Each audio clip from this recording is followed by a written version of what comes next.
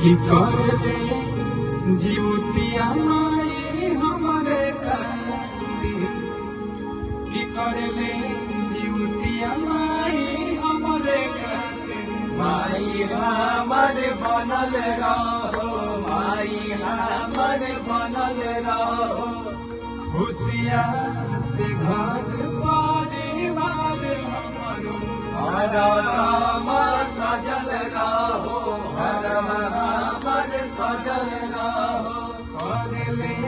जीवतिया माई हमरे खातिर माई हमर सजल रहो, माई हमर बनल रहो। खुशिया से घर परिवार हमरो हरदम सजल रहो, हरदम सजल रहो। चलिए सब केहू के जीवतिया के हार्दिक शुभकामना और तमाम पुत्र लोग से आखिर में जितना लोग बा सभी अपना माई के प्यार करो। ये दुनिया में जेकर माई नहीं के ओकर दर्द बुझाते है कि माई के मौत तो कर ऐसे जेकर जेकर माई बारी कम से कम कोशिश करी कि माई में सुकून से आपके साथ रहो और जीवन का आनंद ले खुशी खुशी। चूंकि बहुत कठिन बात है जीवतिया छठ के जैसा नहीं भी बोला एमे खर ना खर खराई जाला माने एगो जीवती चाहे खरो ना उठाओ जाला जना से केहू के ठेस पहुंचे सजीव निर्जीव केहू के माने अनहित ना होके चाहिए व्रत में जीवतिया में। तो बहुत प्यारा लाइन है हमारी बहुत अच्छा माई खाते लाइन बताओ कि सागरों से गहरा कि सागरों से गहरा बाहर संतोष कि सागरों से गहरा आज माई के प्यार हो कि सागरों से गहरा आज माई के प्यार हो आज हरदम मिलत रहे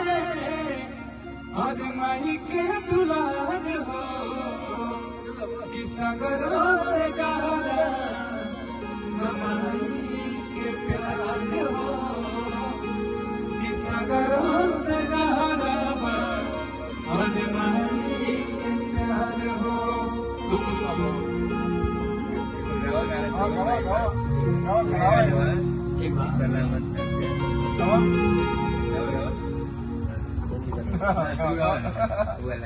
देखिए संजीव भी बहुत अच्छे राइटर और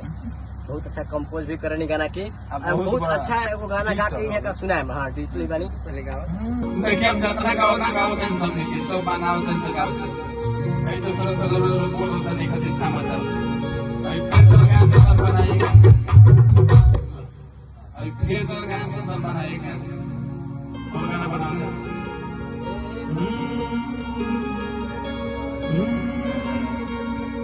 कोई न बरात भइले बिया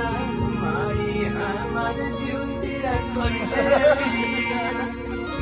आज की काठी ना बारात कइले बिया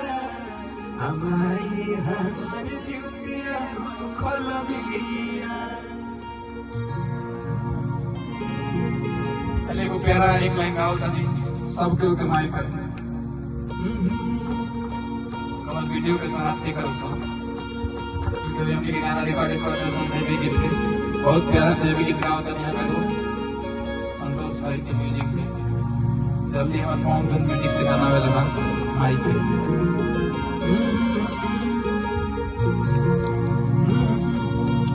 माई से गुहार बा एगो बेटा के कि माई हो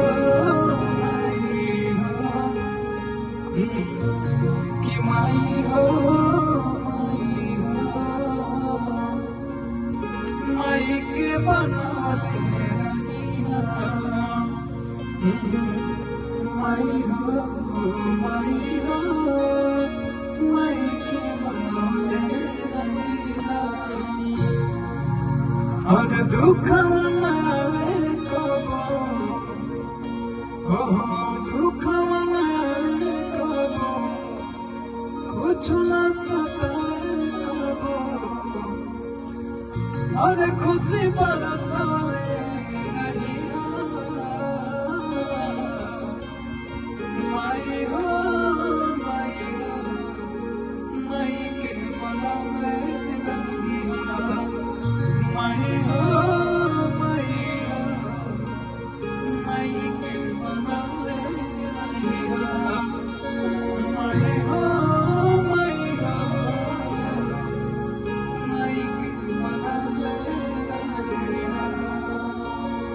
चलिए नमस्कार प्रणाम।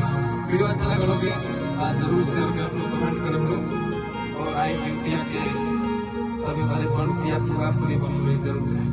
नमस्कार प्रणाम, जय जय।